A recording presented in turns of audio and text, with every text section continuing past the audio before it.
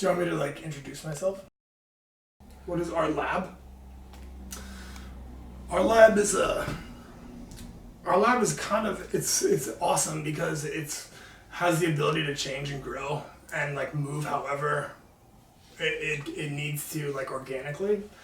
So right now it's just like a creative space that artists, creators, art lovers get to like participate in, a community that gets to kind of build. But it also is a place where, you know, people can like bring ideas to kind of, you know, incubate and like grow out of it. It's a place that like, it's just a community building for artists and like creative movement to occur. And the cool thing is its mutability. You know, it can be whatever. Because it's not tied down, it has the ability to be whatever we need it to be.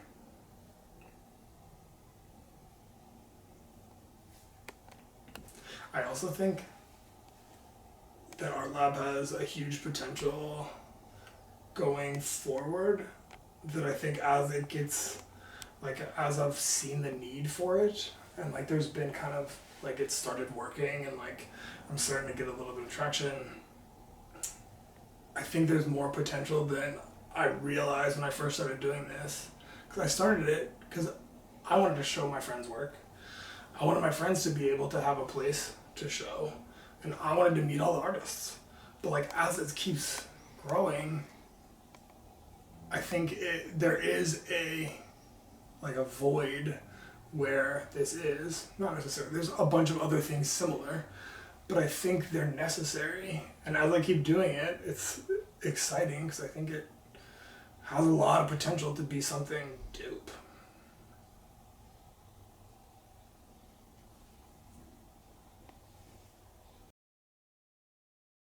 So I just moved to Brooklyn, and I moved to Brooklyn from California, and I was kind of looking for the emerging artist scene. So I'm like looking for where the community is, and I happen to have a space that I can share with people. So instead of like trying to find a community, I was a little bit more interested in like building one around me instead of like asking to join someone else's community, like building a community that I can, you know, be like a player in instead of just like tacking on to whatever else is happening. Also, I think that, you know, the traditional gallery, the way that like artists have to like play the game of like getting into galleries is kind of like obsolete. So having it be a little bit of a different space that's in like a home or a studio, that's more comfortable, that doesn't necessarily feel like just white cube, sterile. It's something that I prefer to go to that too. I prefer to like enjoy those shows more than I enjoy the traditional gallery sense. It feels more community oriented too, and it feels like the artists have more flexibility because the gallery is not tied, like an art lab, like space is not tied to like tradition or any kind of like regulation or rules. Like we do whatever we want. And I think having a space that artists feel comfortable experimenting and playing and stretching the bounds of like traditional, just like hanging a piece on a wall, is important.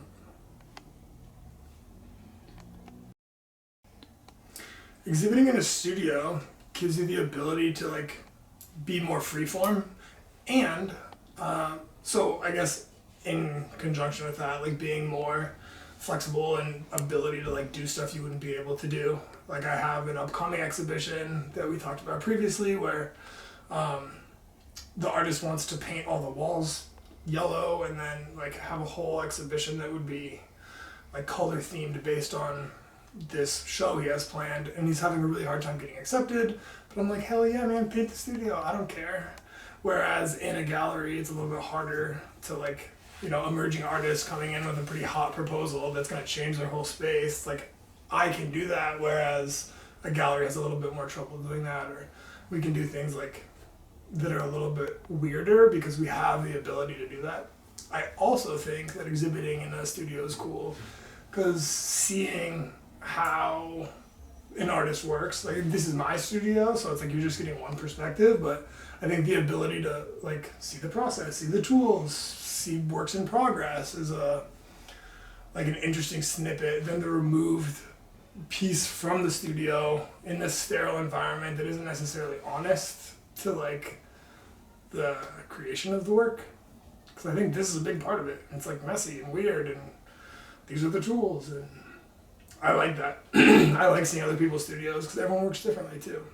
I just think the experience of studio visits is a fun thing for a participant or a viewer too.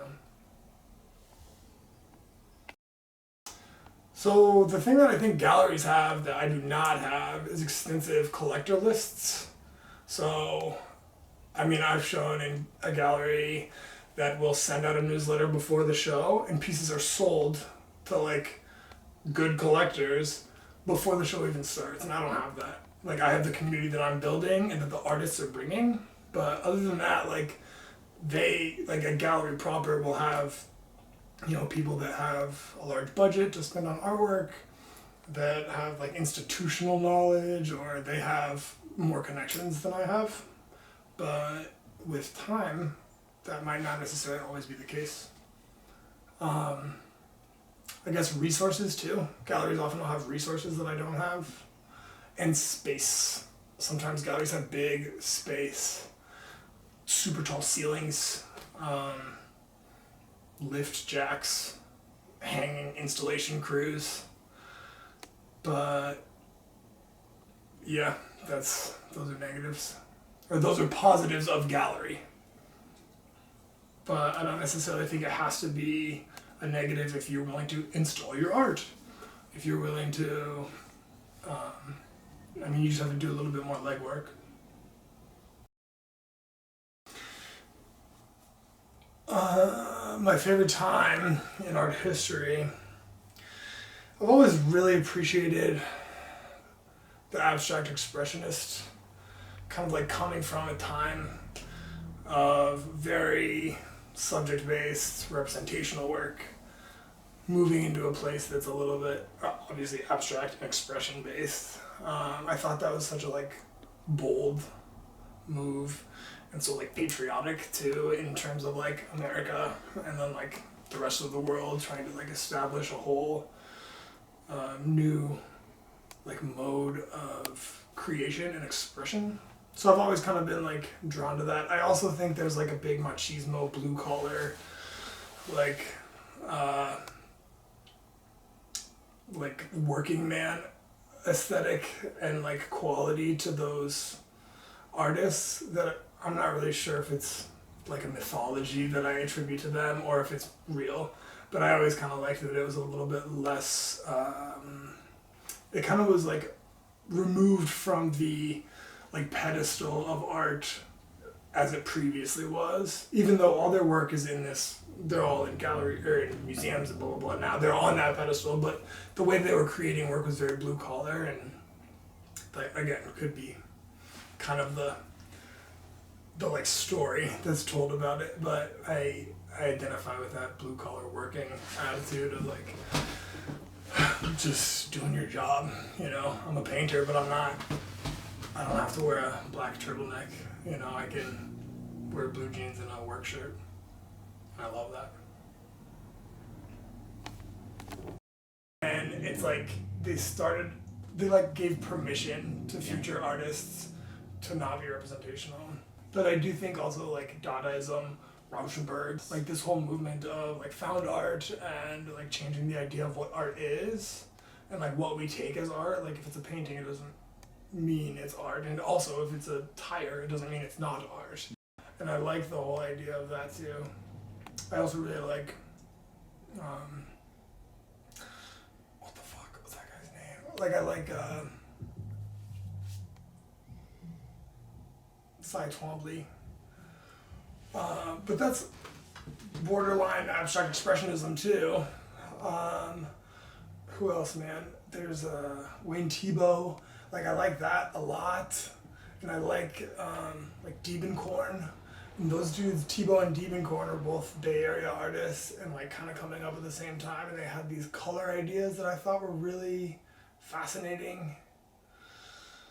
I mean, and Tebow is straight representation, but I love it. And it's like unapologetically full of brushstrokes. It's unapologetically colorful.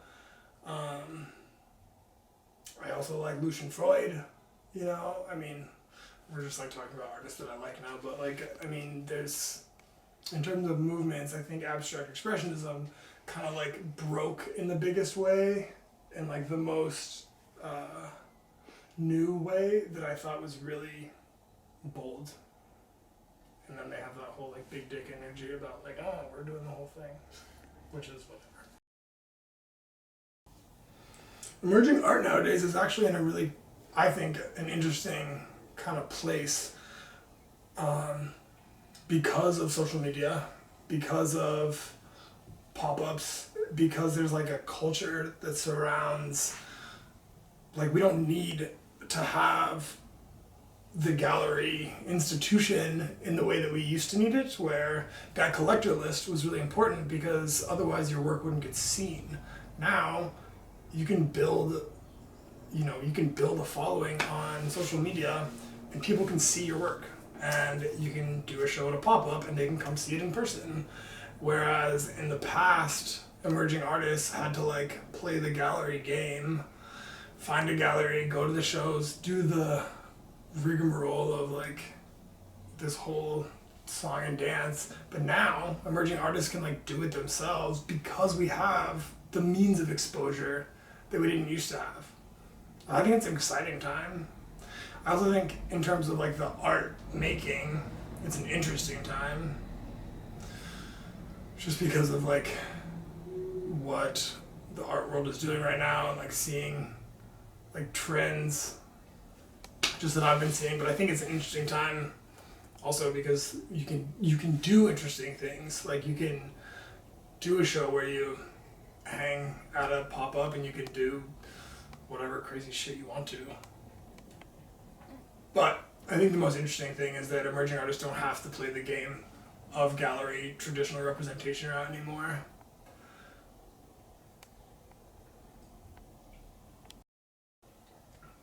So in terms of art medium, I've always like thought of myself as an oil painter, so I've always kind of leaned towards that. But even my own work has like started incorporating more like collage elements and like acrylic elements, screen printing. And then as I'm exposed to more art, I have been finding myself attracted to a lot of abstraction and just stuff that's a little bit less safe. But that's less about medium than it is about like content or subject matter. I don't really relate as much to sculpture, but I have been finding myself really interested in installation recently, and like how a space can talk to a viewer, and like how a viewer can interact in a space if it's well like activated, and it's like you don't have to just be like pieces on walls, kind of doing things that make the viewer, even if they are two-dimensional paintings, like having them hung in a way, like the show we're about to do now. It's like the artwork is like wrapping around walls, and there's pieces on the floor, and there's pieces that talk to one another across walls, and I think that activates the space in a way that is like installation-esque that I've been really turned on by recently, and kind of seeing how you can use 2D work in a way that isn't boring and just art on walls. This space holds a 48 by 48, that's it. Mm-hmm. You don't have to like stick to those things. But traditionally I've been excited by oil paintings. Collage a lot more recently too. If it's done right. It's cool. I hate any of the answers. One, Warhol, which sucks, because like this dude is, and that also might be a thing because of the fact that he's like kind of having a whole moment right now. It's like he just had the exhibition at the Whitney. I think he's going to SF right now, but he's everywhere. and it's crazy. So him. I also think Picasso, which I hate also because he's a piece of shit. But he did change a whole bunch of stuff, his work, and it's like it's hard for me to like separate work from artist, and I always like have this like kind of battle. Like Chuck Close just had a whole Me Too issue and like was totally unapologetic about it too, which is a whole ballsy move in its own right, but I love his work. And it's hard for me to like separate those things, but like obviously Picasso, Warhol, I mean dovetailing off of Warhol, the Basquiat, Keith Haring, I mean, just thinking of like women also, it's like do Chicago,